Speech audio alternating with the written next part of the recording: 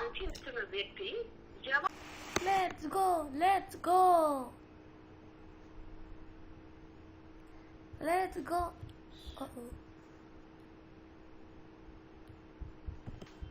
Good evening ma'am. Jyoti అవునండి, జ్యోతి గారండి. నా నంబర్, నా పేరు రాలేదు మ్యామ్. ఇది కొంచెం నాకు మీటింగ్ ఉండొచ్చు మ్యామ్, అది లింక్ పంపించుకనే ఒకసారి డ్రాప్ అవుతాను ఇవాళ. మాక్సిమం మీకు ఇవాళ ఎక్కువ లేవు, ఆల్మోస్ట్ ఇవాళ మనది అయిపోతుంది. మీరు ఏదైనా ఒకవేళ మిస్ అయినా మళ్ళీ మీకు ఈ తర్వాత ఇప్పుడు ప్రిడిక్టివ్ అయిపోగానే మనకి తర్వాత క్లాస్ లో ఎక్కడ జనరల్ ఆస్ట్రాలజీ క్లాసెస్ 2-3 క్లాసెస్ చెప్తే కంటిన్యూ అయిపోతుంది. ఆ టైంలో మీరు ఏదైనా మిస్ అయింది మీరు క్లియర్ చేసేసుకోండి. ఓకేనా? సరే అండి. ఇవాళ మీకు అంతసేపు కూడా లేకుండా ఆల్మోస్ట్ అయిపోయాయి, నిన్నటికే అయిపోయింది. ఇవాళ పంచమహాపురుష యోగాలు చిన్న చిన్న యోగాలు కొన్ని చెప్పేవి ఉన్నాయి. సో దాంతో ఆల్మోస్ట్ అయిపోతే మేబీ ఒక 5-10 minutes అటు ఇటు మిస్ అవుతారేమో మీరు. అది మీకు ఎక్కడైనా అవసరం నేను కవర్ చేస్తాను మళ్ళీ, అది మీరు చెప్పండి తర్వాత. ఓకేనా?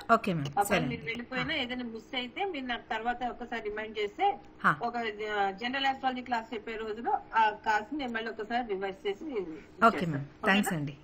లేదా ఎవరి దగ్గర జాతకాలు చూస్తూ మామూలుగా చట్టాలు చూసుకుంటాను కూడా నో ప్రాబ్లం అని నేను చెప్తానండి దానికి. అందుకే నేను మళ్ళీ ఎందుకంటే మళ్ళీ దీన్ని పోస్ట్ పోన్ చేయడం ఎందుకు, ఇప్పుడు కవర్ చేసేద్దాం ఇవాళ అని చెప్పారు. ఒక 8:25 దాకా ఉంటాను మ్యామ్. ఆ 5 minutes కొంచెం అటు ఇటు అసలు అప్పటికి అయిపోతుంది మన క్లాస్ ఆల్మోస్ట్. ఓకే మ్యామ్, సరే అండి. యోగాలని ఎక్కువ నిన్ననే మేజర్, అందుకే నేను చంద్రవది రవి యోగాలు నిన్నే చెప్పేశాను. ఇవాళ కొన్ని పాయింట్స్ లో ఒక మాక్సిమం చిన్న చిన్నవి ఇవాళ యోగాలన్నీ కూడా సింపుల్ గా ఉంటే ఈజీగానే ఉంటాయి నాకు. మీకు ప్రాబ్లం లేదు, ఎందుకంటే నేను అవి చూసాను, అందుకే నేను ఓకే అని పెట్టి, ఎందుకంటే నేను అది ఆల్రెడీ నాకు టైమింగ్ యోగాల మైండ్ లో ఉంది కాబట్టి ఓకే అని చెప్పాను అన్నమాట. ఒకవేళ మీరు మిస్ అయినా కూడా చెప్పొచ్చు తర్వాత క్లాస్ లో, ఒకవేళ కావాలంటే అందరికీ విన్నట్టు కూడా అవుతుంది అని చెప్పి అనుకున్నాను. మాక్సిమం కవర్ అయిపోతుంది. ఓకే మ్యామ్, సరే అండి.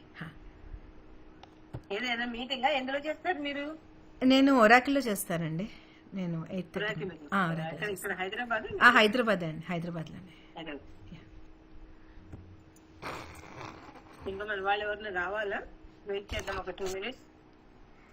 నిన్న లగ్నాది యోగాలు అవి ఏమన్నా చూసారా అండి? చూసానండి, చంద్రాది యోగంలో రవి యోగంలో 2 చూసాను. Okay okay.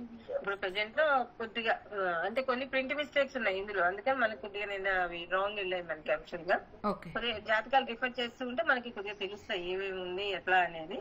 స్లోగా 1 by 1 అది వస్తుంది. ఇంకా మిగతా ఇంకా చాలా యోగాలు ఉన్నాయి. కొన్ని యోగాలు మనకి డెలినేషన్ సెకండ్ పార్ట్ లో ప్రవీణ 2 లో కూడా మనం నేర్చుకుంటాం కొన్ని యోగాలు. ఇంకా దాని నుంచి కూడా ఎట్లా వెళ్ళొచ్చు, ఇంకా వర్గ చక్రాలు ఒకటి నేర్చుకుంటాము, ఇవి ఎట్లా మనకి ఉపయోగపడతాయి, ఇవన్నీ కూడా మనం అందులో తెలుసుకోవచ్చు అన్నమాట. దాంట్లో చెప్పండి అవినాష్ గారు, ఏమైనా చదువుతున్నారా ఏంటి? సాయికి గారు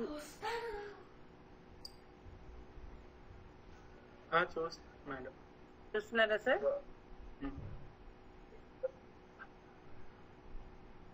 ఏమన్నా బుక్స్ తీసి అసలు బేసిక్స్ చూస్తున్నారా? అది ఆంజనేయుల గారి పుస్తకమే చూస్తాం. అదే ఆంజనేయుల గారి బుక్ ప్రెసెంట్ గా మనకు అది చాలమ్మా. ఆంజనేయుల గారి బుక్ చాలు ప్రెసెంట్ గా. తర్వాత నెమ్మదిగా మీరు ప్రవీణ 2 వచ్చిన తర్వాత నుంచి కొద్దిగా అర్థమవుతాయి, ఇంకా కొంచెం డెప్త్ తెలుస్తుంది కాబట్టి అప్పుడు మీరు నెమ్మదిగా రిఫరెన్స్ ఆఫ్ బుక్స్ కు వెళ్ళొచ్చు.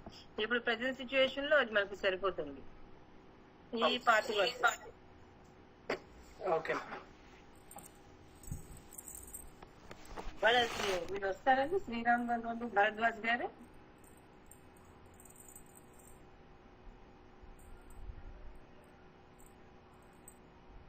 చూద్దామా ఒక 5 నిమిషాలు, లేకపోతే కంటిన్యూ చేసుకుందాము.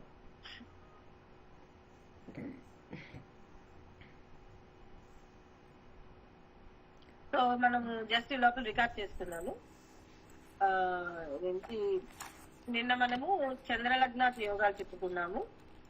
అందులో అనప, సునప, రుద్ర యోగము అన్నాము. అనప అంటే ఏమన్నాము? జాతకంలో చంద్రుడు ఎక్కడ స్థితి చెంది ఉన్నాడో ఆ స్థితి చెందిన రాశి నుంచి 2వ రాశిలో రవి తప్ప ఏ గ్రహాలున్నా కూడా దాన్ని అనుఫా యోగము అని చెప్పి అన్నాము. అట్లానే సునఫా యోగము అంటే చంద్రుడున్న రాశి నుంచి 12వ స్థానంలో రవి తప్ప ఏ గ్రహాలు ఉన్నా కూడా దాన్ని సునఫా యోగము అని చెప్పి అన్నాము. అట్లానే దుర్ధరా యోగము అంటే చంద్రుడికి ఇరుప్రక్కల రవి తప్ప మిగతా రెండు రాశుల్లోని గ్రహాలు ఉన్నాయి, దానిని దుర్ధర యోగము అని చెప్పి అన్నారు.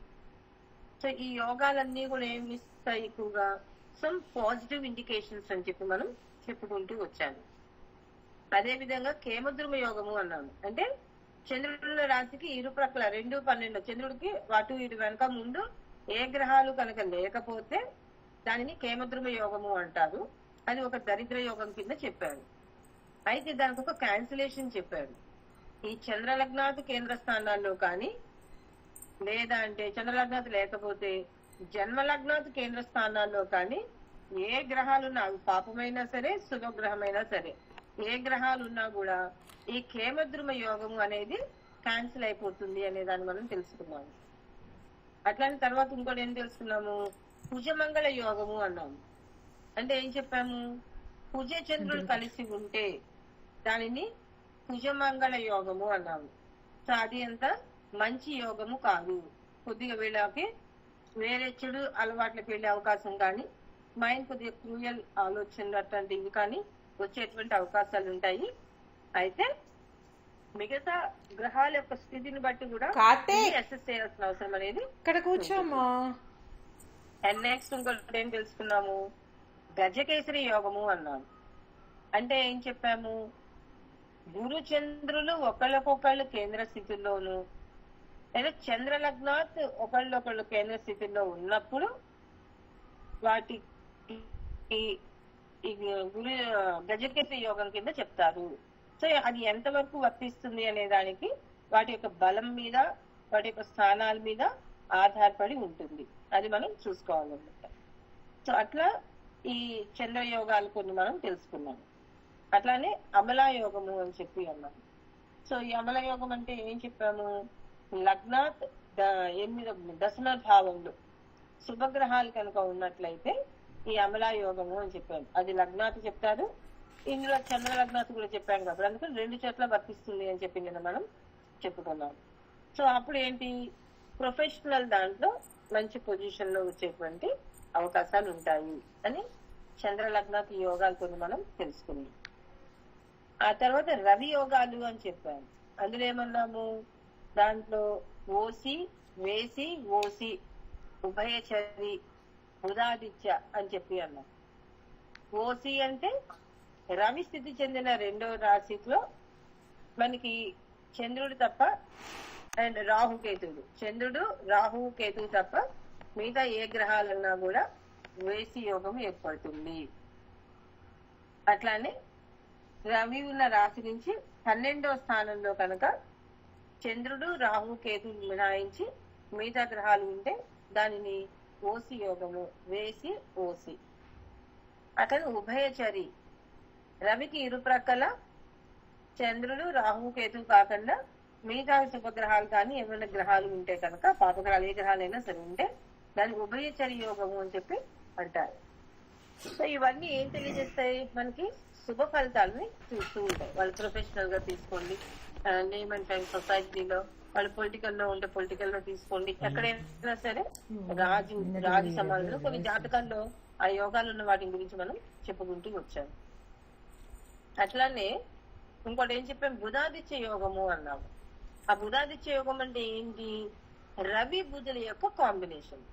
జనరల్ గా 100కి 100 మంది 95 మంది జాతకాలు మనం చూస్తూనే ఉంటాం. ఎందుకు అంటే రవి ఎప్పుడు, బుధుడు ఎప్పుడు కూడా రవికి దగ్గరలో ఉంటాడు కాబట్టి. అందుకని అయితే బుధాదిత్య యోగం ఎక్కడ వర్తిస్తుందన్నారు? రవి బుధుల మధ్య 10 డిగ్రీల డిస్టెన్స్ లో ఉన్నప్పుడు మాత్రమే ఇది వర్తిస్తుంది. అండ్ ఇది ఫలించేది ఎక్కువ, దీని ఇంపాక్ట్ ఎక్కడ చూస్తాము అంటే రవికి ఉచ్చక్షేత్రమైన మేషరాశిలో కానీ, రవి క్షేత్రమైన సింహరాశిలో కానీ, బుధుడి క్షేత్రాలైన మిథున కన్యల్లో ఉన్నప్పుడు వీటి యొక్క ఇంపాక్ట్ ఎక్కువగా ఆ యోగం కనిపిస్తూ ఉంటుంది. సో ఇవి మనం నిన్న తెలుసుకున్నటువంటి యోగాలు. ఇవాళ కొన్ని యోగాలు తెలుసుకున్నాం. అవి ఏంటంటే, ఒకటి మిగిలిన దాంట్లో లగ్నాది యోగాలు, అంటే లగ్నం ద్వారా ఏర్పడేటువంటి యోగాలు ఏంటి అనేది ఒకటి. మోస్ట్ ఇంపార్టెంట్ పంచమహాపురుష యోగాలు, ఇవి చాలా ప్రయారిటీ అన్నమాట. దాంతో మనం వాళ్ళకి మన యోగాలు కొన్ని కవర్ అయిపోతాయి ఈ సెమిస్టర్ కి సంబంధించినవి. సో దాని మీద ఇవాళ మనం తెలుసుకుందాం. నేను బోర్డు షేర్ చేస్తున్నానండి. పంచమ పురుషాలు ఇది ఒకటి ఉంది. బుధుని లగ్నాది యోగాలు అంటే ఏంటో అడుగు. అదే లగ్నం నుంచి కరెక్ట్ లగ్నం వర్గోత్తం అయితే ఏంటి యోగం? అది కూడా వర్గోత్తం ఇంకా రాదు, ఎందుకంటే నవాంశ చెప్పాలి దానికి. మరి లగ్నం యోగం అంటే ఏంటో అడుగు.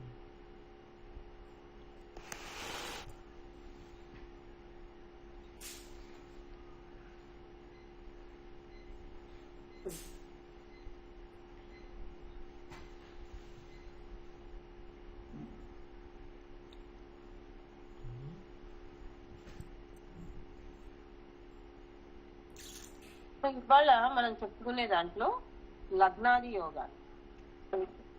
ఈ బోర్డు కనిపిస్తుందా అండి? కనిపిస్తుంది మ్యామ్.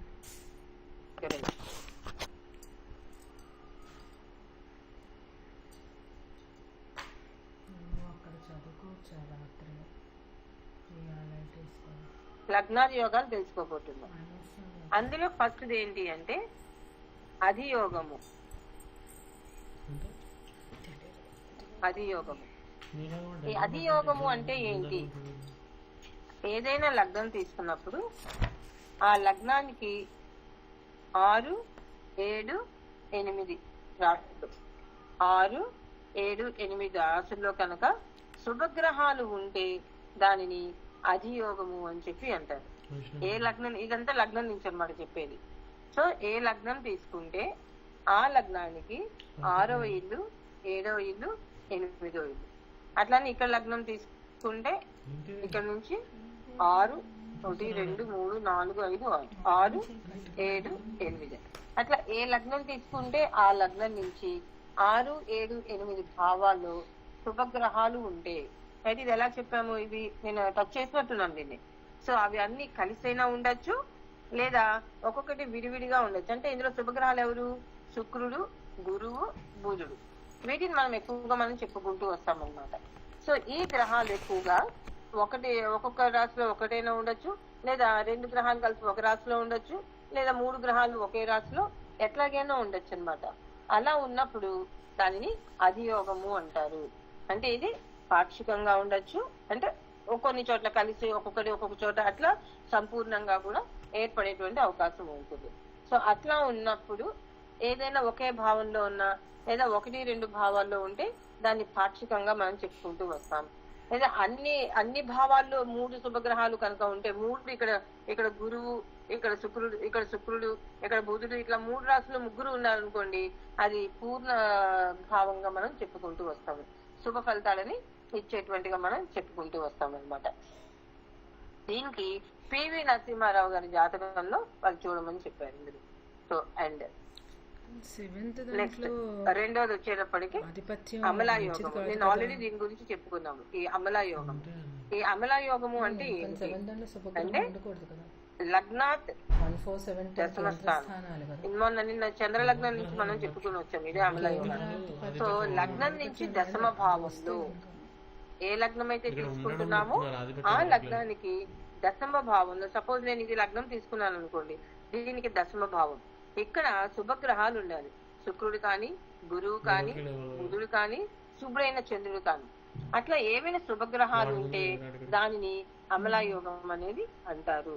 సో దీనివల్ల వాళ్ళు ఏ రంగంలో అయితే రాణించాలి అనుకుంటున్నారో ఆ రంగంలో వాళ్ళు మంచి స్కిల్డ్ నేచర్ గా కలిగి ఉంటారు అనమాట. దీనికి వీళ్ళు ఎగ్జాంపుల్ గా మనకి జయలలిత జాతకాన్ని ఇచ్చారు. సో ఈవిడ జాతకంలో ఇది లగ్నము.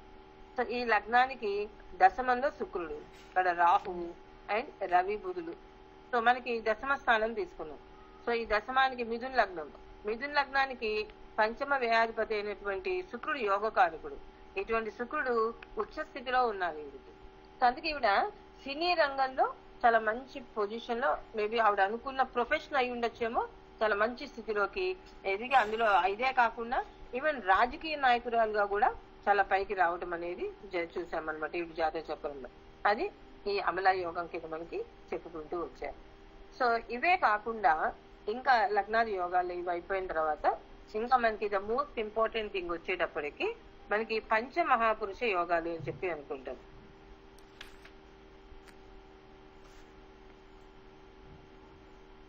పంచమహాపురుష యోగములు. ఈ పంచ అంటే 5. ఇవి 5 గ్రహాలకి మాత్రమే ఇవి ఏర్పడతాయి అన్నమాట. ఆ 5 గ్రహాల వల్ల మాత్రమే ఏర్పడతాయి. ఏ గ్రహాలు? 1 కుజుడు, 2 బుధుడు, 3 గురువు, 4 శుక్రుడు, 5 శని. ఈ 5 గ్రహాలనే పంచమహాపురుష యోగాలకి మనకి చెప్పుకుంటూ వస్తారనమాట.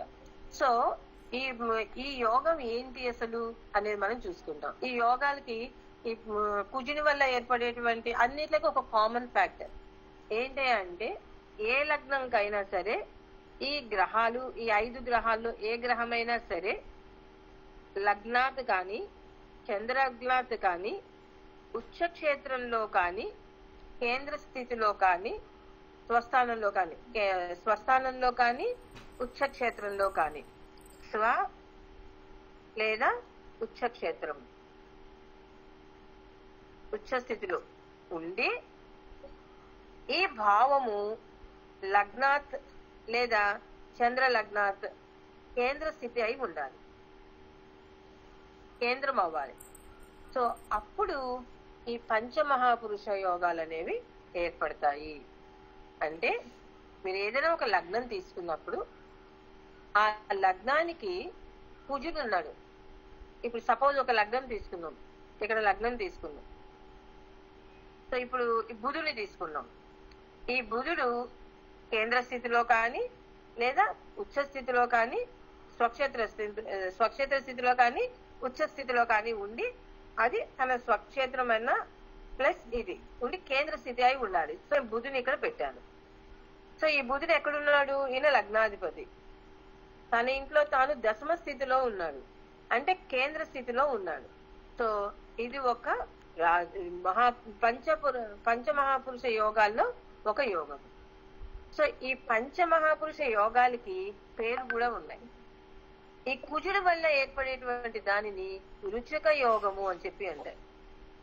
బుధుడు వల్ల ఏర్పడే దానిని భద్ర యోగము అని చెప్పి అంటారు. గురువు వల్ల ఏర్పడేటువంటి దానిని హంస యోగము అని చెప్పి అంటారు. శుక్రుని వల్ల ఏర్పడే దానిని మాలవ్య యోగము అని చెప్పి అంటారు. శని వల్ల ఏర్పడే దానిని శశయోగము అని చెప్పి అంటారు. అందుకని ఇప్పుడు ఈ 5 గ్రహాలు మాత్రము వాటి స్వక్షేత్రంలో కానీ ఉచ్చక్షేత్రంలో ఉండి ఆ స్థానాలు కేంద్ర స్థితి కనుక అయి ఉంటే, అప్పుడు ఏ లగ్నానికి కేంద్రాలు అయితే మనం చూసుకోవాలన్నమాట. అప్పుడు వాళ్ళకి పంచమహాపురుష యోగాలు ఆ యోగం ఏర్పడుతుంది. ఏ గ్రహం వల్ల ఏర్పడితే ఆ గ్రహం. అది చాలా ఎట్లా ఉంటుందంటే, ఆ యోగం వల్ల జనరల్ గా వాళ్ళకి మంచి విజ్ఞానం కలిగి ఉంటారు. వీళ్ళు మంచి పైకి వస్తారు. అంటే పాజిటివ్ ఇండికేషన్స్ అన్నమాట. మళ్ళీ ఒక్కొక్కటి తెలుసుకుందాము. అన్ని ఒక పాజిటివ్ ఇండికేషన్.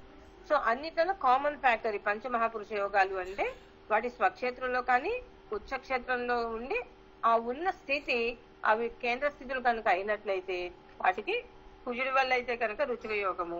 సపోజ్ ఇప్పుడు ఈ లగ్నం తీసుకున్నాము. సో ఇక్కడ లగ్నము. సో ఈ లగ్నానికి కుజుడు ఇక్కడ ఉన్నాడు. సో ఇక్కడ ఎక్కడున్నాడు? సప్తమలో ఉన్నాడు. కేంద్ర స్థితి 1, 2. ఇది వచ్చేటప్పటికి ఏంటి? స్వక్షేత్ర స్థితి. సో ఈ తులా లగ్నం వాళ్ళకి కుజుడు ఇక్కడ ఉండటము రుచక యోగము. నెక్స్ట్ శనిని పెట్టాను. శని ఇక్కడ ఉన్నాడు, స్వక్షేత్ర స్థితిలో ఉన్నాడు, లగ్నాత్ కేంద్ర స్థితిలో ఉన్నాడు. సో తులా లగ్నం వాళ్ళకి శని 4వ ఇంట్లో ఉంటే శశయోగం ఏర్పడింది. ఓకే. నెక్స్ట్ నేను గురువుని తీసుకున్నాను. గురువుని తీసుకొచ్చి ఇక్కడ పెట్టాను. సో గురువు ఎక్కడున్నాడు? ఈ లగ్నానికి ఉచ్చక్షేత్రంలో ఉన్నాడు. ఆ ఉచ్చక్షేత్రము లగ్నాత్ దశమ స్థానం అయింది. సో ఈ జాతకుడికి హంసయోగం ఏర్పడింది. సో నెక్స్ట్ ఇంకా మిగిలిన ఎవరు? బుధుడికి ఇక్కడ ఈ లగ్నంతో బుధుడికి ఏర్పడదు. అండ్ నెక్స్ట్ శుక్రుడిని ఇక్కడ పెట్టాను. లగ్నంలో శుక్రుడు. సో కేంద్ర స్థితిలో తన ఇంట్లో తానున్నాడు, స్వక్షేత్ర స్థితిలో లగ్నంలో. సో మాలవ్య యోగం అంటే ఒక్క తులా లగ్నానికి బుధుడు తప్పించి మిగతా 4 గ్రహాలు వాటి ఇక్కడ ఒక ఉచ్చలోను 2 గ్రహాలు స్వక్షేత్రాల్లో కనుక ఉన్నట్లయితే 4 యోగాలు ఇక్కడే వచ్చేసి దాంట్లో వృషిక యోగం ఏర్పడింది, శశయోగం ఏర్పడింది, ఇక్కడ నుంచి మాలవ్య యోగం ఏర్పడింది, ఇక్కడ హంసయోగం ఏర్పడింది, మాలవ్య యోగం ఏర్పడింది. ఎటొచ్చి ఈ భద్రయోగం ఒక్కటే రాలేదు, ఎందుకంటే బుధుడు 9వ ఇంట్లో ఉన్నాడు, స్వక్షేత్రమైన కేంద్ర స్థితి కాలేదు ఈ లగ్నానికి. సో ఇది మనము చూసుకోవాలి. దీన్ని పంచమహాపురుష యోగాలు అంటారు. సో చూద్దాం, ఒక్కొక్క దాన్ని తీసుకుందాం. రుచిక యోగం మ్యామ్ ఇది కూడా దశలు అంతర్దశలు వచ్చినప్పుడే అవుతాయండి? ఏమ్మా? ఇవి కూడా దశలు అంతర్దశలు వచ్చినప్పుడే అవుతాయా? దశ రావాల్సిందే. దశ వచ్చి గోచారం ఇది అవ్వాలి, వచ్చినప్పుడే వస్తుంది ఆ యోగం. ఓకేనా? ఏదైనా యోగం పట్టాలి అంటే ఆ దశ రావాల్సింది. సో ఇప్పుడు ఈ రుచిక యోగం చెప్తున్నాం. సో ఈ రుచిక యోగం చెప్పేటప్పుడు అవినాష్ గారు ఏదో అడిగారు మ్యామ్, సారీ మధ్యలో. చెప్పండి అవినాష్ గారు. అది మేడం చంద్రుని లగ్నం అంటే చంద్రుడి నుంచి లెక్క పెట్టుకోవడం మంత్రి చిన్న డౌట్. ఏమ్మా? అంటే మామూలు జన్మ లగ్నం 1 చంద్రాతి లగ్నం అన్నారు కదా, సో చంద్రుడు ఉన్న స్థానం నుంచి లెక్క పెట్టుకోవడమేనా? లెక్క పెట్టుకోవచ్చు. దాని నుంచి కూడా నేను ఊరిని లగ్నం వేసా కాబట్టి లగ్నం చూపించాను. సపోజ్ చంద్రుడిని పెట్టాను అనుకోండి, చంద్రుడి నుంచి వస్తుంది కదా చూడండి. ఎలా అయినా కూడా యోగం ఉన్నట్టే, యోగం వస్తుంది. ఓకేనా? సో ఇప్పుడు ఇక్కడ నేను చంద్రుడిని పెట్టాను. ఇప్పుడు రుచిక యోగం చూద్దాం మనం. సో నేను ఇక్కడ చంద్రుడిని పెట్టాను. సో చంద్రుడి నుంచి కుజుడు. సో నేను రుచిక యోగం కుజుడిని ఇక్కడ పెట్టాను. సో అక్కడి నుంచి మనకి రుచిక యోగం అనేది ఏర్పడుతుంది. లేదా నేను చంద్రుడిని ఉచ్చరాశిలో పెట్టాను. సో ఇక్కడి నుంచి సప్తమంలో కుజుడిని పెట్టాను, అక్కడ యోగం ఏర్పడుతుంది. లేదా లగ్నం వేశాను. ఇప్పుడు 2 రకాలుగా వస్తుంది, 1, 2, 3, 4. ఇక్కడ 4వ ఇల్లు. సో లగ్నాత్ 4వ ఇంట్లో కుజుడు, చంద్ర లగ్నాత్ సప్తమంలో కుజుడు. సో చాలా బలంగా ఉన్నటువంటి రుచిక యోగం కింద మనం చెప్పచ్చు. ఎందుకని?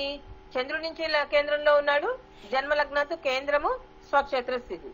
సో ఇది రుచిక యోగం. సో అటువంటి రుచిక యోగం వల్ల ఏంటి ఫలితము అంటే, వాళ్ళు ఇండివిజువల్ వాళ్ళ సంపాదన ఎక్కువగా ఉంటుంది, మంచి ధైర్య సాహసోపేతమైన పనులు చేయడము ఇట్లాంటివన్నీ. అండ్ ఎక్కువగా ఈ ఆర్మీ రిలేటెడ్ స్పై వీటిలో ఉంటారు, సిబిఐ, ఇటువంటి గూఢచారి వ్యవస్థలు, సైన్యాధికారము, ఇటువంటి వాటిలలో ఉండేటువంటి జాబ్స్ చేసేటువంటి అవకాశాలు మనకి కనిపిస్తూ ఉంటాయి. అది రుచిక యోగము. ఇందులో మనకి దీంట్లో వచ్చేటికి ఎగ్జాంపుల్ గా ఎవరు ఇచ్చారు అని అంటే, రుచిక యోగానికి మనకి ఇందులో ఇవ్వలేదండి ఎవరిది. ఎవరిదో చెప్పారు కానీ ఎవరిదో ఇది మనకి ఇవ్వలేదు దీంట్లో రుచిక యోగానికి వచ్చేటప్పుడు. ఓకే, నెక్స్ట్ రెండో తీసుకుందాం, భద్రయోగం. సో ఇందులో డౌట్ క్లారిఫై అయిందా సార్? క్లారిఫై అయిందండి? Okay, right. ఇక్కడ నుంచి తీసుకుంటే 12, 11 ఇదే వస్తుంది. ఈ లగ్నానికి ఇది వచ్చింది. లేదా ఇప్పుడు ఇక్కడ పెట్టామనుకోండి, ఇక్కడ నుంచి 4వ ఇల్లు అండ్ చంద్ర లగ్నం సప్తమ స్థానం. సో అక్కడ కూడా రుచిక యోగం వచ్చినట్టే వస్తుంది. నెక్స్ట్ రెండవది వచ్చేటప్పటికి భద్రయోగం.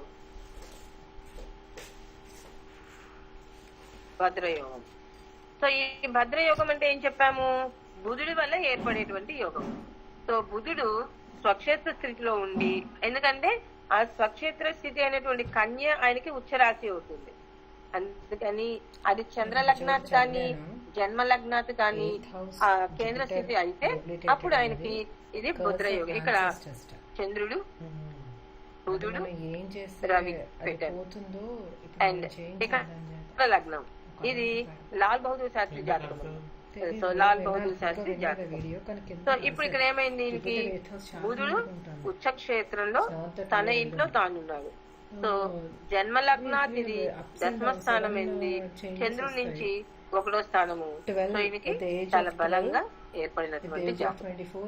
సో ఈయనకి భద్రయోగం ఏర్పడింది. సో ఈ భద్రయోగం వల్ల ఉండేటువంటి ఫలితాలు ఏంటి? మరి నేను కొంచెం క్లాస్ లో ఉన్నాను. 12 years మళ్ళీ చెప్పండి. అది అక్కడ అయిపోయేది ఏ ఏజ్ ఎంత ఏజ్ సో ఈ భద్రయోగం వల్ల ఏంటి అనేది కనుక తీసుకుంటే అండ్ మోర్ ఓవర్ ఇప్పుడు ఇక్కడ ఏమవుతుంది, లగ్నాత్ దశమ క్షేత్రంలో ఉండేటువంటి బుధుడికి కేంద్రాధిపత్య దోషం ఉంటుంది కదా, మల్టిపుల్స్ ఆఫ్ కేంద్రాధిపత్య దోషం. కానీ ఎప్పుడైతే భద్రయోగం అనేది ఏర్పడుతుందో కేంద్రాధిపత్య దోషం అనేది నల్లిఫై అయిపోతుంది. అది గుర్తుపెట్టుకోండి. ఇక్కడ యాక్చువల్ గా ఏంటి, ఈ లగ్నానికి బుధుడు సప్తమ దశమాధిపతి. అప్పుడు ఏమవుతుంది, నైసర్గిక శుభగ్రహానికి కేంద్రాధిపత్యం అనేది ఏర్పడుతుంది. సో కేంద్రాధిపత్య దోషం ఉంది బుధుడికి. కానీ దీనివల్ల ఎప్పుడైతే ఆయనకి ఈ భద్రయోగం అనేది ఏర్పడిందో అది వచ్చినప్పుడు ఈ కేంద్రాధిపత్య దోషం అనేది నల్లిఫై అయిపోతుంది. అదొకటి గుర్తుపెట్టుకోవాలి. నెక్స్ట్ అప్పుడు ఏంటి, దీనివల్ల ఆ జాతకుడు మంచి హైట్ అది బాగుంటాడు, మనిషి పొడవైన చేతులు ఉంటాయి, సాహసోపేతాలు ఎక్కువగా ఉంటాయి, అండ్ ఎప్పుడు ప్రజలకి సేవ చేయాలి, వాళ్ళ మీద కోరుకునేటువంటి వ్యక్తి అయి ఉంటాడని చెప్పుకోవచ్చు. మంచి నేమ్ అండ్ ఫేమ్. సో మనకు ఆల్రెడీ తెలుసు లాల్ బహదూర్ శాస్త్రి గారు అంటే ఏంటి అనేది, ఆయన జీవితం ఏంటి అనేది మనకు తెలుసు. సో రాజకీయంగా ప్రజల్లో ఇదంతా ఎంత పేరు ప్రతిష్టలు ఉండారు అనే దాన్ని కూడా మనము చెప్పుకోవచ్చు అన్నమాట.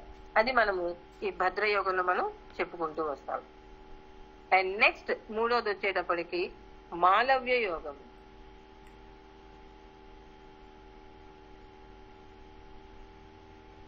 ఈ మాలవ్య యోగం అంటే ఏం చెప్పాము, శుక్రుడి వల్ల ఏర్పడేటువంటి యోగము. సో ఈ శుక్రుడు ఎప్పుడైతే స్వక్షేత్ర స్థితిలో లేదా ఉచ్చ స్థితిలో, అంటే శుక్రుడు ఇక్కడైనా ఉండొచ్చు, ఇక్కడైనా ఉండొచ్చు, ఎక్కడైనా ఉండొచ్చు. సో అట్లా ఉండి అది చంద్రలగ్నం. అది ఇప్పుడు ఇక్కడ చంద్రుడు వేసాను అనుకోండి, సో చంద్రుడి నుంచి ఇక్కడ దశమ స్థితి, ఈ లగ్నం వేసాను అనుకోండి, ఇక్కడ ఇందాక మనం జయలలిత గారి జాతకంలో చూసాను, ఇక్కడ నుంచి ఉచ్చ క్షేత్రంలో ఉన్నాడు. లేదా ఇప్పుడు ఈ లగ్నం వేసామనుకోండి, సో ఇక్కడ నుంచి నా సప్తమ స్థానంలో ఉన్నాడు. అదే నేను ఇక్కడ లగ్నం పెట్టాను అనుకోండి, ఇక్కడ చంద్రుడి పెట్టాను అనుకోండి, సో ఇక్కడ దశమ స్థానంలో అవుతుంది. సో ఇక్కడ చంద్రుడిని పెట్టాను అనుకోండి, ఇక్కడ సప్తమ స్థానంలో అవుతున్నాడు. అట్లా మనకు లగ్నం నుంచి అయినా అవ్వచ్చు, చంద్ర లగ్నాత్ జన్మ లగ్నాత్ అయినా అవ్వచ్చు. సో అట్లా ఈ మాలవ్య యోగం ఏర్పడుతుంది. సో దీని వల్ల ఏంటి, మాలవ్య యోగము మనిషి అందంగా ఉంటారు. సో వెహికల్స్ చాలా ఎక్కువ, ఎందుకంటే శుక్రుడు మనకి వెహికల్స్ కారకుడుగా శుక్రుడు చెప్తామన్నమాట. అటువంటి వాళ్ళకి ఎక్కువ వెహికల్స్ కూడా ఉండేటువంటి అవకాశాలు ఉంటాయి. మంచి కుటుంబము వాళ్ళు ఉన్న దీంట్లో వాళ్ళ ఫ్యామిలీ బాగుంటుంది, బాగా సంపాదన ఉంటుందని చెప్పుకోవచ్చు. ఇట్లాంటివన్నీ కూడా వీళ్ళకి ఇతరులకి అవతల వాళ్ళకి మంచి సలహాలు ఇచ్చేటువంటి నేచరు, ఇట్లాంటివన్నీ వీళ్ళ దాంట్లో ఉన్నాయని చెప్పుకోవచ్చు అనమాట. సో ఇది మాలవ్య యోగం కింద చెప్పారు. దీనికి నైనితాల్ అనేటువంటి ఆయన దీని గురించి ఇవ్వడం జరిగింది. అఫ్కోర్స్ ఆ పర్సన్ ఎవరు మనకు అంత పరిచయం లేదు. సో ఆయనకి ఆ వ్యక్తి జాతకంలో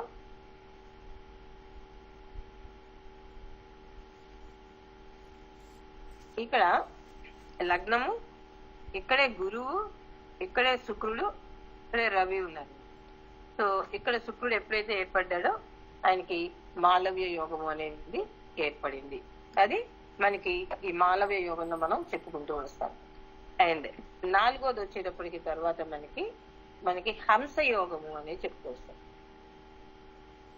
హంసయోగం, ఈ హంసయోగము అనేది ఎవరి వల్ల వస్తుంది, గురువు వల్ల ఏర్పడేటువంటి యోగం. సో అంటే ఏమవ్వాలి, ఇక్కడ జన్మ లగ్నాది కానీ చంద్ర లగ్నాది కానీ గురువు ఉచ్చక్షేత్రంలో కానీ స్వక్షేత్రంలో కానీ ఉండి ఆ స్థానము కేంద్ర స్థితులు కనుక అయినట్లయితే, సో గురువు ఇక్కడన్నా ఉండొచ్చు, లేదా గురువు ఇక్కడ, గురువు ఇక్కడ.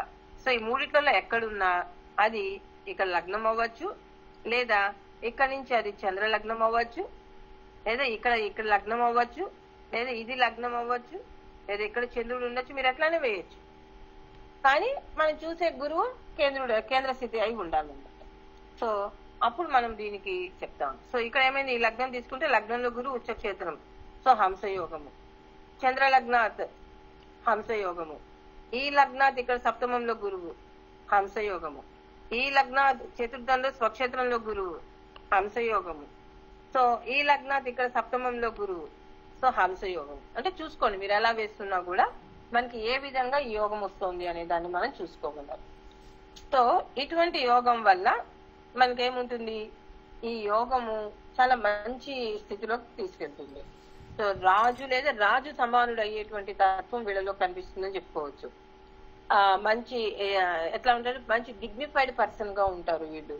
అండ్ శాస్త్రాలు కనుక తెలుసుకుంటే శాస్త్ర పరిజ్ఞానం, మంచి పరిజ్ఞానం వీళ్ళ దగ్గర ఉంటుంది అని మనం చెప్పుకోవచ్చు. సో లక్కీ ఫెల్లో అని చెప్పవచ్చు అనమాట. ఎందుకంటే గురువుకి అటువంటి యోగం ఏర్పడటం అంటే ఈజీ కాదు కదా, అందుకని ఇంకా పట్టిన బంగారమే అని చెప్పండి.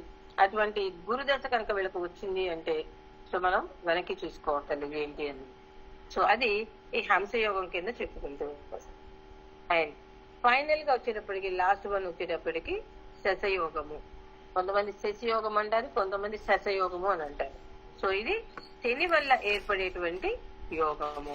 సో ఇక్కడ ఏం చెప్తున్నాము, ఈ శశయోగానికి శని స్వక్షేత్ర స్థితిలో కానీ ఉచ్చక్షేత్రంలో కానీ ఉండి అది చంద్రలగ్నాత్ లేదా జన్మ లగ్నాత్ కేంద్ర స్థితిగా ఉన్నప్పుడు దానిని మనం చెప్పుకుంటూ వస్తాం.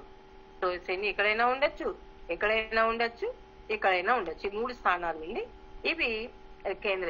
ఇక్కడ లగ్నమైంది అనుకోండి, నెక్స్ట్ ఇప్పుడు ఇక్కడ చంద్రుడు ఉన్నాడు అనుకోండి, నెక్స్ట్ ఇక్కడ చంద్రుడిని పెట్టండి, లేదా ఇక్కడ చంద్రుడిని పెట్టడానికి రాదు, ఇటు పక్క రాదు కదా, ఇక్కడ చంద్రుడిని పెట్టండి, లేదా ఇక్కడ లగ్నం పెట్టండి.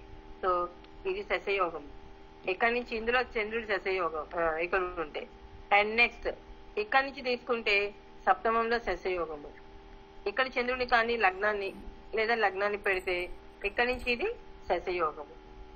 ఓకే, సో ఇక్కడ తీసుకోండి లగ్నంలోనే శశయోగం. అదే ఇక్కడ నుంచి తీసుకుంటే 4వ ఇంట్లో శని ఉచ్చక్షేత్రము చంద్రలగ్నకు శశయోగము. అంటే చూడండి ఆ ఉన్న 3 ప్లేస్మెంట్స్ వివిధ రకాలుగా మనం చూస్తున్నప్పుడు ఇది ఎట్లా ఏర్పడుతుంది శశయోగము అనే దాన్ని మనం చెప్పుకోవచ్చు. సో ఈ శశయోగం వల్ల ఏంటి, సో ఏదైనా ఒకటే, రాజు సమానుడు ఈజీ వర్డ్ ఒకటే, అంటే అటువంటి డిగ్నిఫైడ్ పోస్ట్ దాకా వెళ్ళేటువంటి ఛాన్సెస్ ఉంటాయి. వీళ్ళు కూడా ఈ శశయోగం పట్టిన వాళ్ళు జనరల్ గా వాళ్ళు ఏ ఫీల్డ్ అయితే ఎన్నుకుంటారో అందులో మంచిగా పైకి వచ్చేటువంటి ఛాన్సెస్ ఉంటాయి. సో వాళ్ళు మంచి పేరు ప్రతిష్టలు ఇవన్నీ ఏది కావాలంటే అవి ఉంటాయని చెప్పుకోవచ్చు. ఒకసారి మంచి ధైర్యం అది ఉంటుంది, ఒకసారి చాలా కఠినమైన తత్వం ఉంటుంది, కొంచెం కోపం కూడా వీళ్ళలో ఎక్కువ ఉంటుంది అని చెప్పుకోవచ్చు. కీర్తి ప్రతిష్టలు ఉంటాయి.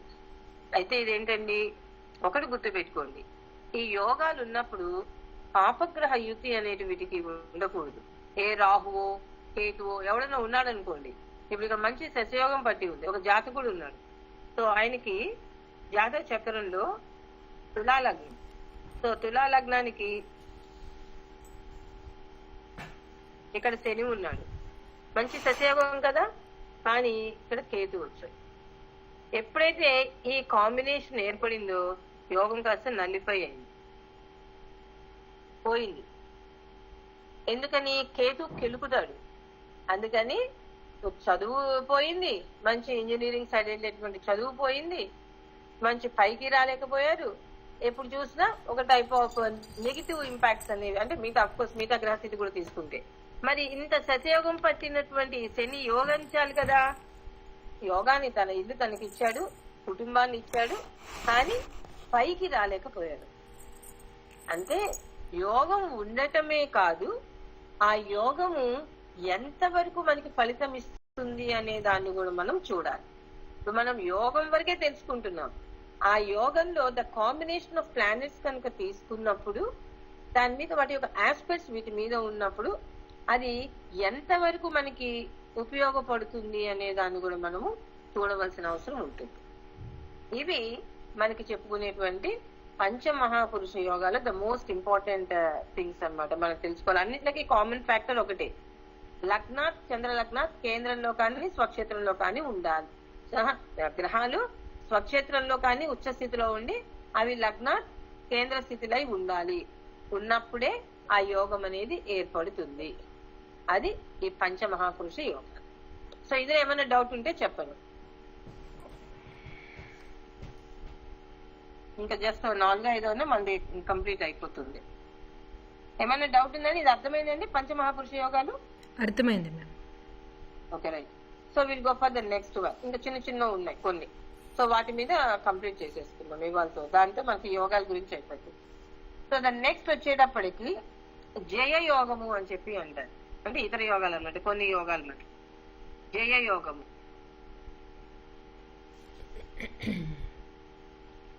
ఈ జయ యోగం అంటే ఏంటంటే 10th లార్డ్ ఉచ్చ స్థితిలో ఉండి 6th లార్డ్ బలహీనంగా ఉండాలి. ఉంటే దీనిని జయయోగము అని చెప్పి అంటారు. జయయోగము అంటే 10th లార్డ్ మంచి స్థితిలో ఉండాలి అండ్ ఈ షష్టాధిపతి కొంచెం మామూలుగా క్షీణంగా ఉండాలి, అంటే బలహీనంగా ఉండాలి. సో అప్పుడు ఈ యోగం అనేది ఏర్పడుతుంది. అయితే ఈ యోగం వల్ల ఏంటి, మనకి తను వృత్తిపరంగా ఏదైతే ఉంటాడో అందులో మంచి పైకి వచ్చేటువంటి, లేదా తన శత్రువులను అధిగమించి కష్టాలను జయించి ఏ విషయంలో సరే విజయాన్ని సాధించుకునేటువంటి తత్వము కనిపిస్తుంది. సపోజ్ ఇప్పుడు ఏదో ఇక్కడ లగ్నం వేశాము, ఈ లగ్నానికి దశమాధిపతి రవి. సో ఈ రవి ఈ దశమాధిపతి, ఈయన బాగుండాలి. సో ఈయన ఉచ్చలో ఉండాలి. అయితే ఇక్కడ ఏమైంది, ఇక్కడ ఉచ్చ స్థితి వేసామనుకోండి, రవికి 6వ ఇంట్లో ఉంటాడు. సో ఉచ్చ క్షేత్రంలో ఉన్నాడు, బలమే రైట్, 6వ ఇల్లు బలంగా ఉన్నాడు. మరి 6th లార్డ్ ఏమవ్వాలి, ఈయన ఇక్కడ ఎక్కడో నీచులో వేయదు పూజలు. సో ఈయన బలం పొందాడు. ఎప్పుడైతే ఈయన నీచ పడ్డాడో దాని యొక్క ఇది ఈయన he will be the dominating character చెప్పచ్చు. సో అట్లా ఈ జయయోగము అనేది చెప్తాము. జయయోగము అంటే దశమాధిపతి, ఆ లగ్నానికి దశమాధిపతి ఉచ్చ క్షేత్రంలో ఉండి బలంగా ఉండి, అండ్ ఈ షష్టాధిపతి బలహీనంగా కనుక ఉంటే ఆ వ్యక్తి ఎవరైనా శత్రువుల నుండి వాళ్ళని జయించి కష్టాలను కూడా అధిగమించి ప్రతి పనిలో కూడా విజయాన్ని సాధించుకునేటువంటి తత్వము కనిపిస్తూ ఉంటుంది. అది జయయోగం కింద మనం చెప్పుకుంటూ వస్తాం. సో రెండోది ఏంటంటే చిన్న ఇంకా కొన్ని యోగాలు జస్ట్ 4-5 అనుకున్నాను. శకట యోగము అని చెప్పి అంటాం. సో ఈ శకట యోగము అంటే ఏమిటి అని మీకు పుస్తకంలో చాలా ఉంటాయండి, మనకు అన్ని అవసరం లేదు. మనకు ఎంతవరకు ఈ కోర్సు వరకు మనం తెలుసుకుంటున్నాం, ఓకేనా. ఈ శకట యోగం అంటే లగ్నము, గ్రహాలు లగ్నము అండ్ సప్తమ స్థానం వీటిల్లో మాత్రమే ఉంటాయి. సో అట్లా ఉన్నప్పుడు ఈ శకట యోగం అనేది ఏర్పడుతుంది. అంటే ఇప్పుడు ఇక్కడ అన్ని గ్రహాలు అంటే ఒక రాహు మినహాయిస్తే, రాహుకేతువులు మినహాయిస్తే, రాహు వేసా అనుకోండి, కేతువు, ఇక్కడ రవి, ఇక్కడ బుధ, ఇక్కడ శుక్రుడు, ఇక్కడ గురువు, ఇక్కడ శని, చంద్ర, కుజ, ఇట్లా ఈ రెండిట్ల మధ్యలోనే అన్ని గ్రహాలు ఉండాలి. అట్లా ఉంటే దానిని శకట యోగము అంటారు. సో దాని వల్ల ఏంటి అంటే ఇది ఒక్కొక్కసారి పూర్తిగా ఉండొచ్చు లేదా పాక్షికంగా ఉండొచ్చు. సో ఈ గ్రహాలు కనుక తీసుకున్నట్లయితే, అండ్ దీని వల్ల ఎక్కువగా వాహనాలు ఉండటము, సో వాహనానికి సంబంధించినవి కలిగి ఉండటము, ఇట్లాంటి వాటిలలో వీళ్ళకి ఎక్కువగా కలిగి ఉంటాయని చెప్పి, అంటే వెహికల్ రిలేటెడ్ వీళ్ళ ప్రొఫెషనల్ గా కానీ ఏదన్నా కొంచెం ఎక్కువ సంబంధం ఉంటుంది అని మనం చెప్పుకోవచ్చు ఈ శకట యోగం. అండ్ నెక్స్ట్ వచ్చేటప్పటికి ఇవన్నీ చిన్న చిన్న యోగాలు అన్నమాట. మహాభాగ్య యోగము అంటారు. మహాభాగ్య యోగము, మహాభాగ్య యోగము అంటే ఏంటి, అబ్బాయి జాతకము అమ్మాయి జాతకం, ఇది ఇంపార్టెంట్ అనమాట. అబ్బాయి జాతకంలో జన్మించిన సమయం పగలవ్వాలి, అంటే సూర్యోదయం నుంచి సూర్యాస్తమయం లోపల. అప్పుడు ఒక అబ్బాయి జాతకం తీసుకున్నాం. సో ఆ అబ్బాయి పగటిపూట జననం జరిగి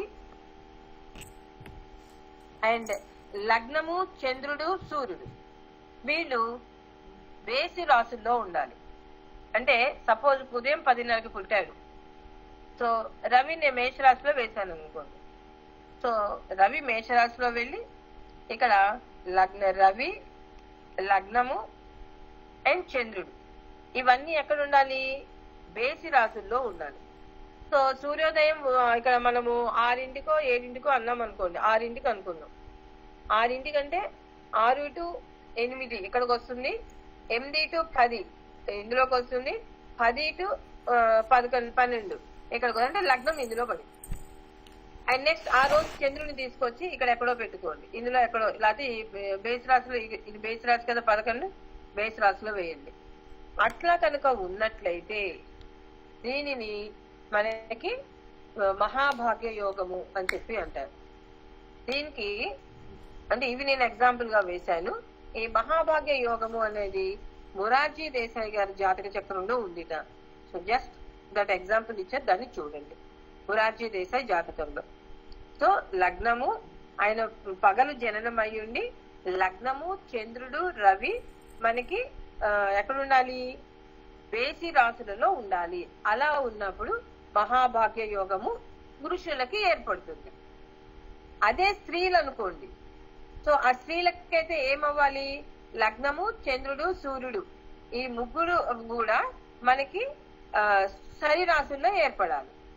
అయితే ఇక్కడ ఎప్పుడు జననము రాత్రిపూట అవ్వాలి, అంటే సూర్యాస్తమయం నుంచి తిరిగి సూర్యోదయం అయ్యే లోపల ఆడపిల్ల జననం జరిగి ఆ టైంకి లగ్నము శరీరాశిలోకి వెళ్ళాలి, అండ్ చంద్రుడు శరీరాశిలో ఉండాలి, రవి కూడా శరీరాశిలో ఉండాలి. సో సపోజ్ ఇప్పుడు వేసామనుకోండి ఎగ్జాంపుల్ గా,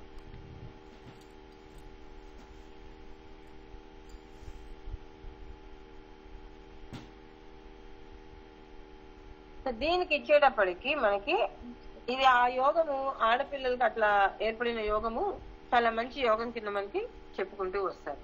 సో దీనికి ఎవరి జాతకం ఇచ్చారంటే ఎగ్జాంపుల్ గా ఇందిరాగాంధీ జాతకం ఇవ్వటం అనేది జరిగింది. మరి ఒకసారి మరి ఇందిరాగాంధీ గారి జాతకం ఇక్కడ ఉండాలిగా చూద్దాము. చూడండి, ఇక్కడ లగ్నము ఇందులోనే శని ఉన్నాడు, అండ్ నెక్స్ట్ వచ్చేటప్పటికి రవి, అండ్ నెక్స్ట్ చంద్రుడు. సో రాత్రి జననం ఈవిడ పుట్టింది. లగ్నం చూడండి, ఇక్కడ శరీరాశి 1, 2, 3, 4. అట్లానే ఇక్కడ ఇది 4. ఇక్కడ నుంచి మేషం 1 కదా మనకి, రవి 8వ ఇంట్లో ఉన్నాడు, చంద్రుడు 10వ ఇంట్లో ఉన్నాడు రాత్రి జననాన్ని. సో ఇట్లా ఈవిడ జాతకంలో ఈ యోగం అనేది ఏర్పడింది, మహాభాగ్య యోగం. సో అందుకే ఆవిడ చూడండి, పేరు ప్రఖ్యాతులు కానీ ప్రపంచాన్ని ఏలేసిన దీంట్లో ఆవిడ ఉండటం అనేది జరిగింది.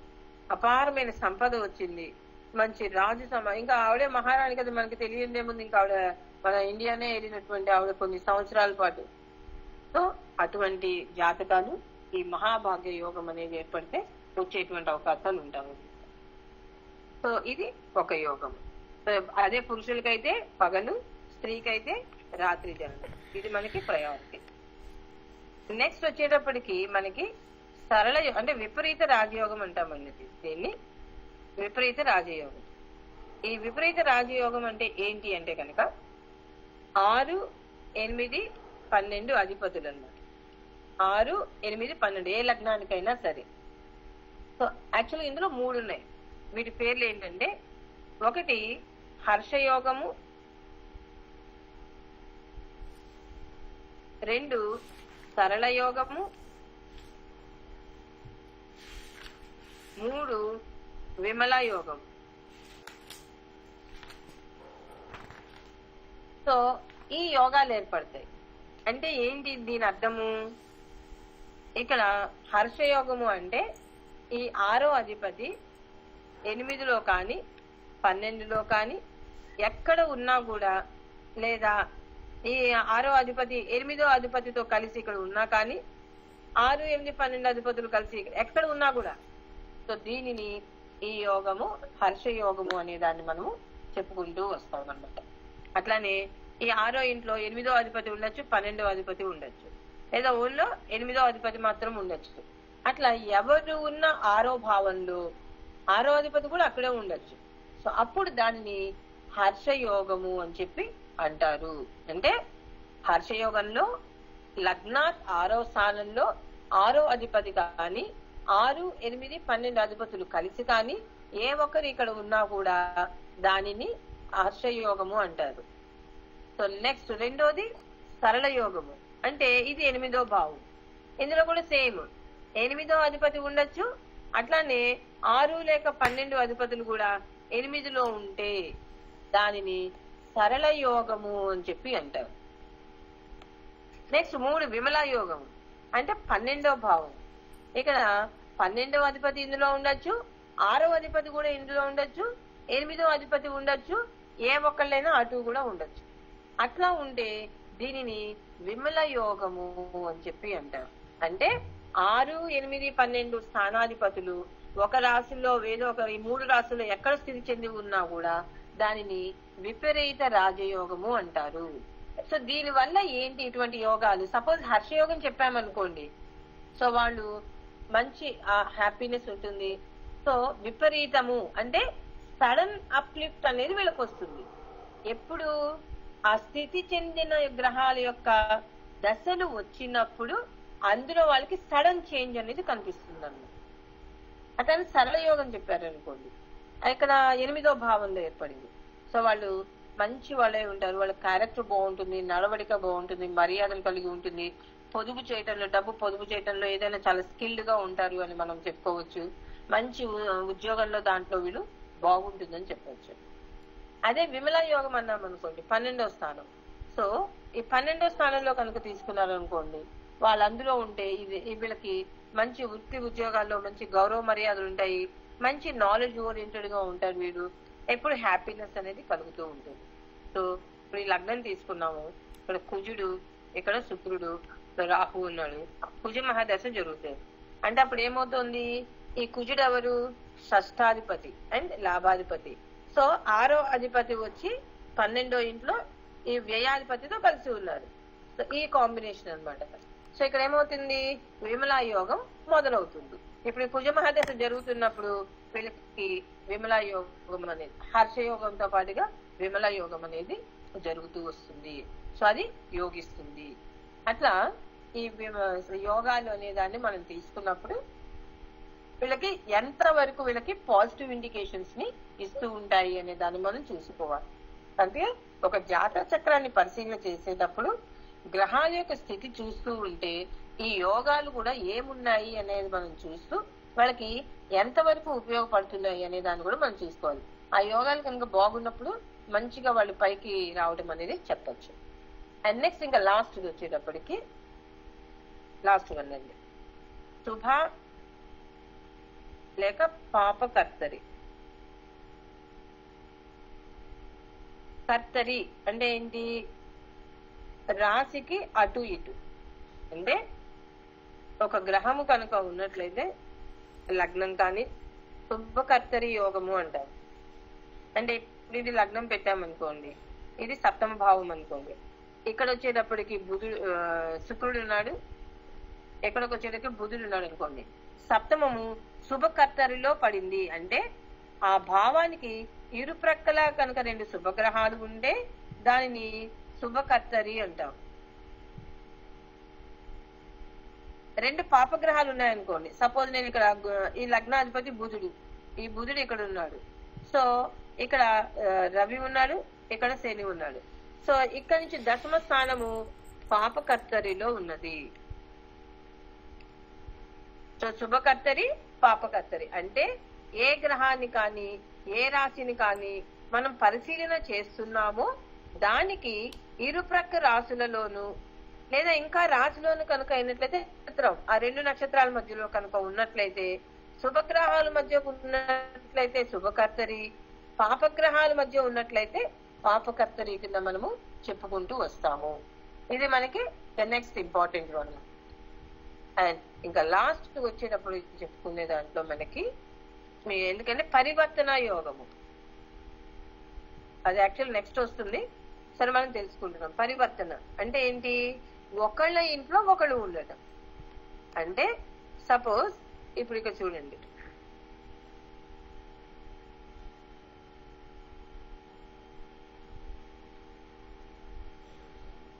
ఇక్కడ గురువుని పెట్టానండి. సో ఇక్కడ నేను బుధుడిని పెట్టాను. అంటే గురువేమో బుధుడింట్లో, బుధుడేమో గురువింట్లో ఉంటే దానిని పరివర్తన యోగము అనేది మనకి చెప్పుకుంటూ వస్తారు. సో శుక్రుడిని ఇక్కడ పెట్టానండి, శనిని శుక్రుడి ఇంట్లో ఎక్కడ కానీ పెట్టాను. సో ఇది పరివర్తన యోగం కింద మనం చెప్పుకుంటూ వస్తాము. అట్లా పరివర్తన యోగాన్ని కనుక తీసుకున్నట్లయితే ఇందులో నక్షత్ర పరివర్తన అని చెప్తాము, ఆయన రాశి పరివర్తన అని చెప్తాము. నక్షత్ర పరివర్తన అంటే ఆశ్లేష నక్షత్రం తీసుకున్నాము, ఇది బుధుడి నక్షత్రము. ఇక్కడ పునర్వసు నక్షత్రం తీసుకున్నాము. సో పునర్వసులు ఏమో నేను బుధుడిని పెడతాను, గురువునేమో ఆశ్లేషాల్లో పెడతాను. సో అప్పుడు దీనిని నక్షత్ర పరివర్తన, అది మీకు నెక్స్ట్ వస్తుంది, నక్షత్ర పరివర్తన యోగము అని చెప్పి అంటారు. సో పరివర్తన అంటే ఒకళ్ళ ఇంట్లో ఒకళ్ళు ఉండటము, ఇల్లు తారుమారవటం అనమాట. అట్లానే నక్షత్రాల్లో కూడా ఉంటే కనుక నక్షత్ర పరివర్తన, రాశుల్లో ఉంటే రాశి పరివర్తన కింద మనము చెప్పుకుంటూ వస్తాం. సో ఇవి మనం తెలుసుకునేటువంటి ఇందులో కావలసినటువంటి యోగాలు అన్నమాట. అది ఈ లెవెల్ వరకు నేర్చుకునేటువంటి యోగాల్లో మనం చెప్పుకునే యోగాలు. సో ఇక్కడ ఏమన్నా మనకి ఏమన్నా డౌట్స్ ఉన్నాయి ఇంకా చూడండి. ఇంకా నక్షత్ర పరివర్తన యోగాలు కానీ ఇవి రాశి పరివర్తన యోగాలు అని ఇంకా కొంచెం మనం నెక్స్ట్ డెలినేషన్ కిందప్పుడు దాని మీద ఇంకా కొద్దిగా మనం తెలుసుకుంటాం. సో దీంట్లో మనకి మెయిన్ గా ఈ యోగాలు అనేవి ఎన్ని ఉన్నాయి, ఎంతవరకు ఫలిస్తాయి. సో చూసారు కదా, ఇవి విమల యోగం తీసుకోండి, సరళ యోగం తీసుకోండి, జయ యోగం తీసుకోండి, ఇవన్నీ ఇవి గ్రహాల యొక్క స్థితిలను తీసుకుంటూ లగ్నాతిగా మనం చెప్పుకునేటువంటి యోగాలుగా చెప్పుకుంటూ వస్తాం. సో ఇక్కడతో ఈ సెమిస్టర్ కి సంబంధించిన యోగాల వరకు కవర్ అయ్యాయి. ఇంకా మీకు చాలా ఉన్నాయి, నీచభంగ రాజయోగాలు ఇట్లాంటివన్నీ కూడా నెక్స్ట్ దాంట్లో వస్తాయి. మనకి ఇప్పుడు దీంట్లో ఏమి టచ్ అవ్వదు. ఓకేనా? సో ఇక్కడ ఏమన్నా ఉంటే 5 minutes చెప్పండి. సార్ కూడా వచ్చారు, ఏమన్నా డౌట్స్ ఉంటే క్లారిఫై చేసుకోండి. మ్యామ్ జ్యోతి గారు, అవినాష్ గారు కంటిన్యూ చేద్దామా ఒక 1/2 hour, లేదంటే రేపు చెప్పుకుందామా? సార్ నాకు ఇప్పుడు ఒక మీటింగ్ ఉంది సార్, రేపు చెప్పుకోవచ్చా సార్? సరే, రైట్, ఓకే, రేపు చెప్పుకుందాం. రైట్. సో ఇవాళ మంది కూడా ఇక్కడతో ఇది క్లాస్ అయింది. ప్రాబబ్లీ రేపు ఒక 2 days లో మీకు నేను జనరల్ ఆస్ట్రాలజీ క్లాస్ స్టార్ట్ చేసేసి 3 classes తో మనకు కవర్ అయిపోతుంది, ఆల్మోస్ట్ దాన్ని కవర్ చేస్తాను. ఓకేనమ్మా? ఓకే మ్యామ్, సరే. సో ఏమైనా 5 minutes చెప్పండి, ఏమైనా డౌట్స్ ఉంటే వీటి మీద చెప్పండి, ఒకసారి చూసుకుందాం. లేదా నేను ఇక్కడతో మన సెమిస్టర్ ఇదిలో ఇక్కడకున్న కోర్సు మనకి కంప్లీట్ అయ్యింది. మీకు ఏమన్నా డౌట్స్ ఉంటే ఇప్పుడంటే ఇప్పుడే లేకపోవచ్చేమో, సో చదువుకున్నా మీకు చెప్పండి. నెక్స్ట్ మన క్లాస్ స్టార్ట్ చేసేటప్పుడు ఒకసారి దాని మీద డిస్కస్ చేసుకుని ఏదైనా మనం చెప్పుకోవాలి. చెప్పండి అవినాష్ గారు, ఏమైనా ఉన్నాయా సార్? చెప్పండి సార్. ఇప్పుడేం లేవు. అదే ఇప్పుడేం లేవు, ఎందుకంటే కొంచెం చూస్తే కానీ తెలియదు. మధ్యలో నేను కృష్ణమూర్తి గారితో డిస్కస్ చేసి బిట్స్ పెట్టిస్తాను, కొంచెం ఆన్సర్ చేసినప్పుడు మనం చూడొచ్చు. ఓకేనా? ఓకేనా అండి? Okay ma'am. శ్రీవాణి గారు చెప్పండి. సాయికి గారు ఓకే, వాళ్ళు ఎక్కడో సైలెంట్ మోడ్ లో ఉన్నారు. ఓకే అండి, I will conclude this one. Probably ఒక రేపు వేరే క్లాస్ ఉంటుంది కాబట్టి ఎల్లుండి నుంచి మనము ఎల్లుండో నేను మళ్ళీ పెడతాను message. So we go for general astrology classes. ఓకేనా? ఇవాళతో మంది ప్రిడిక్టివ్ ఆస్ట్రాలజీ కోర్స్ కంప్లీట్ అయింది ఈ సెమిస్టర్ సంబంధించి. Okay ma'am. ఓకేనా? Thanks ma'am. థ్యాంక్ యూ అండి, thank you all. Thank you. దీనికి యోగాలు మన దగ్గర ఈ పుస్తకాల్లో ఉన్నాయి కమ్మా.